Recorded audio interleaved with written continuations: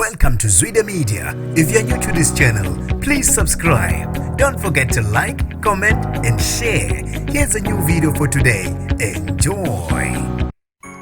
Namanje uthi kusenzima ukukhohlwa kumehlelo wesifazane oneminyaka engu-35 wasekhaya elisha oshaywe ngogesi wempama ikhwapha kubangwa indoda. Lo wesifazane uthi umakhwapheni wangifica ngisendlini kanye nesoka lami. Wabe sengibuza ukuthi ngifunani endlini yendoda yakhe. Ngabe sengimtshela ukuthi cha, umkhukhu wendoda yami lo ngawakha kanye nendoda yami. Uthi wabe sengilwisa ke yena umakhwapheni esho ukuthi indoda yakhe le. Wabe ke sesilwa kanjalo wangishaya ngogesi wempama ngavuka phansi. Wabe sengiqedela nangebhodlela ekhanda emva kokuba sengiqulekile. Uthi indoda yami ayisikhala ubumaye isizitshela ukuthi ngishonile. Ithi angivula amehlo engasavuleki nokuvuleka. Ngathi mangiphaphama lo makhwapheni wabe esephele endaweni. Indoda ngabe sengiyibuza ukuthi ubani lo, yabe sisho ukuthi umuntu abahlangana naye ethaveni. Kodwa ke babe esebehlukana ngaso leso sikhathi. Uye lo ongilandelelayo kuchaza yona indoda yalo wesifazane oshawe ngempama. Uthi ke